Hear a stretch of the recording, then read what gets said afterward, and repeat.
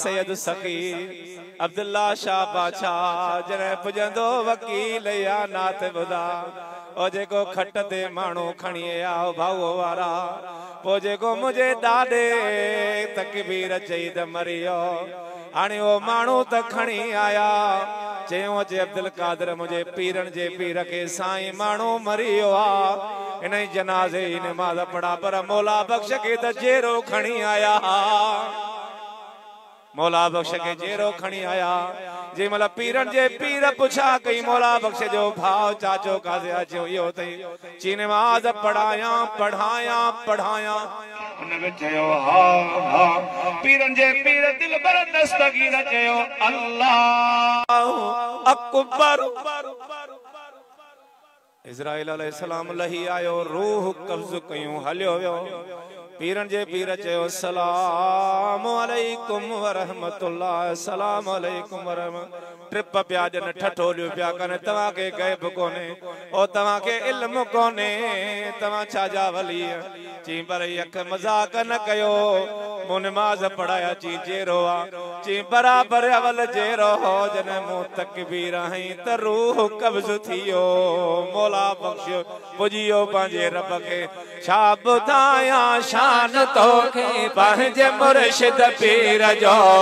आऊं असल आया खादम दादुले दस्तगीर जो आऊं असल आया खादम दादुले दस्तगीर जो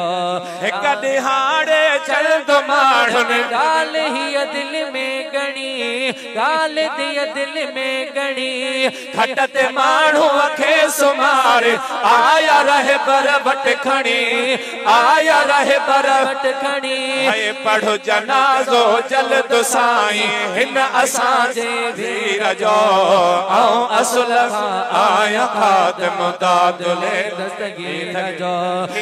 ॿुधाया शान तोखे पंहिंजे पढ़ल पीर जो आऊं असुल खां आया खाद दादुले दस्तगीर जो आऊं असल खां आया खाद दादुले जदह साईं कई इमामत खूब शोदा प्या खिलने खूब शोदा प्या खिलने पढ़ई जियरे जी नमाज पाण में प्या इए चवने पाण में प्या इए चवने ही त जियरो आहे साईं ही त जियरो आहे साईं कपड़ो लायो फकीर जो आऊं असल आया का नगर वाला नगर दस्तगीर जो लगायो लगायो छाब धाया शान तोखे छाब धाया शान तोखे पंहिंजे पढ़ल पीर जो आऊं असल खां आया खाद दादुले दस्तगीर जो आऊं असल खां आया खाद दादुले दस्तगीर जो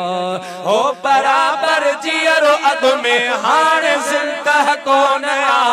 हाणे ज़िंदह कोन आ थी वयस पूरा बसा मूंखे पूरो यकीन आ मूंखे पूरो यकीन आ उठल आहे मुंहिंजा अतड़ा मुंहिंजे ई तकबीर जो आऊं असल खां आया खादम दादुले मुस्तफा।